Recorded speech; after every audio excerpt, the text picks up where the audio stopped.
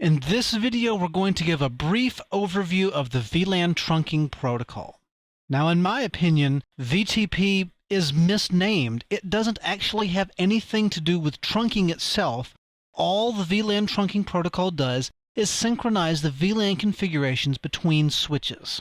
Now, actually, there is another protocol that configures VLAN trunks between switches. It is called DTP, or the Dynamic Trunking Protocol.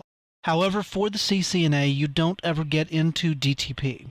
You'll end up seeing it a little bit in our lab once we go and set up all of these VLAN trunks, but you don't really have to know anything about DTP or the dynamic protocols that control trunking itself for the CCNA. Now, unlike some of the other protocols, VTP communicates between switches on trunk ports. So if you connect one switch to another and you don't configure those ports as trunks, or if DTP doesn't take over and make them trunks for you, then VTP will not work across that port.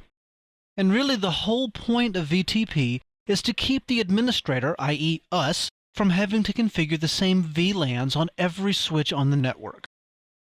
Obviously, configuring VLANs on every switch is not a big deal if you only have 1 or 2 or 5 switches.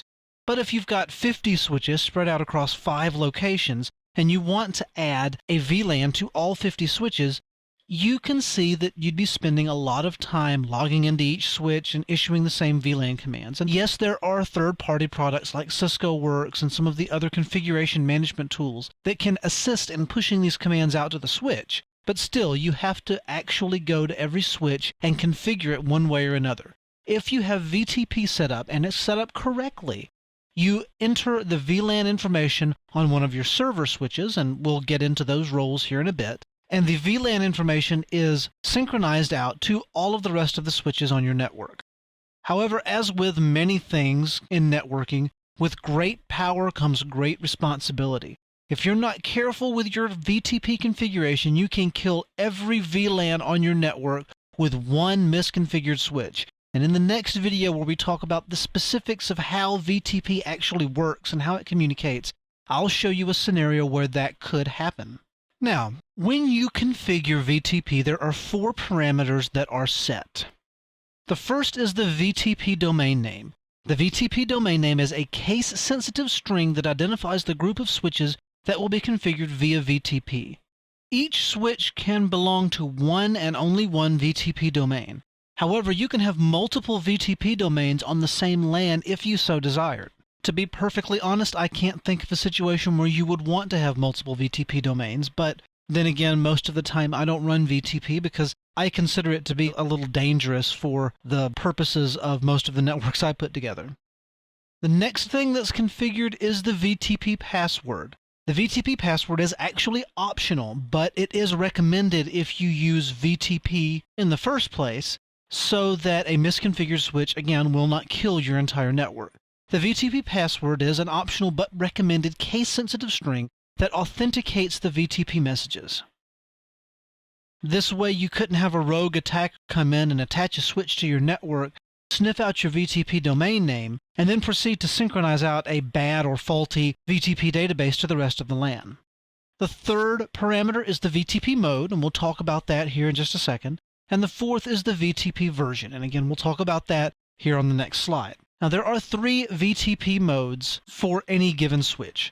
The first is the server. The server is allowed to make changes to the VLAN database and VTP parameters. You have the client. The client is not allowed to make changes to the VLAN database. It only receives configurations from the server. And last, you have transparent. Transparent VTP mode pretty much ignores VTP messages. Setting a switch to VTP transparent mode is the closest you can get to actually disabling VTP.